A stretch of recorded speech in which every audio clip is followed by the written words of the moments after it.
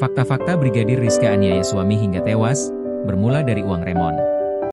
Jaksa Penuntut Umum, JPU, membeberkan kronologi lengkap kasus kekerasan dalam rumah tangga, KDRT, yang menyebabkan Brigadir Esko Fascarelli meregang nyawa.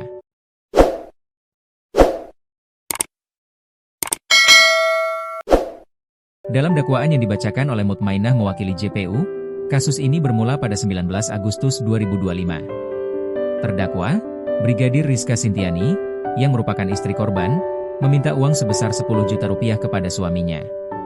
Uang tersebut merupakan dana remunerasi, remon, atau tunjangan kinerja yang diterima anggota Polri. Sejak pagi, Rizka telah menagih uang tersebut, namun tak kunjung diberikan oleh korban.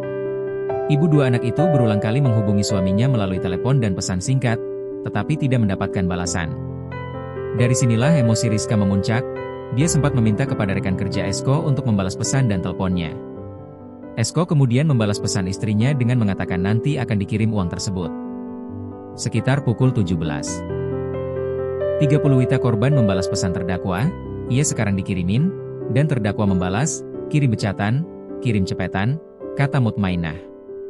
Meski sudah dijawab oleh Esko, uang tersebut tidak kunjung masuk ke rekening terdakwa.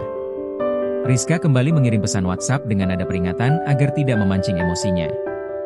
Rizka juga meminta uang kepada suaminya sebesar 2,7 juta rupiah untuk membayar bunga pegadaian. Terdakwa juga sempat menghubungi korban dengan mengeluarkan nada ancaman. Tidak bagus yang kamu dapatkan, kalau yang kamu kerjakan tidak memberitahu saya, Rizka, kata JPU mengutip isi pesan WhatsApp korban dan terdakwa. Sekira pukul 18 Wita, terdakwa menuju Polsek Sekotong dan menghubungi korban namun tidak mendapatkan balasan. Kemudian terdakwa menghubungi rekan korban dan mengatakan bahwa Esko tidak ada di kantor. Sekira pukul 19.48 Wita, terdakwa kembali ke rumahnya dan mendapati sepeda motor yang digunakan suaminya terparkir di sana.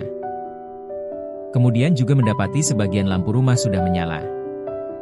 Pada saat itu korban sedang tertidur di lantai kamar anaknya, kata Nimade Saptini melanjutkan dakwaan. Setelah itu sekira pukul 20.39 Wita, terdakwa masuk dan langsung menginjak bagian ulu hati, serta menendang pada bagian pinggang sebelah kiri korban. Lalu memukul bagian wajah korban berkali-kali, kata Saptini. Tak sampai di situ, Rizka kemudian mengambil gunting dan menusuk bagian kaki suaminya sebanyak 3 kali. Kemudian melakukan hal yang sama di beberapa bagian tubuh lainnya. Esko sempat menghindar namun justru menyebabkan luka di bagian tubuhnya yang lain.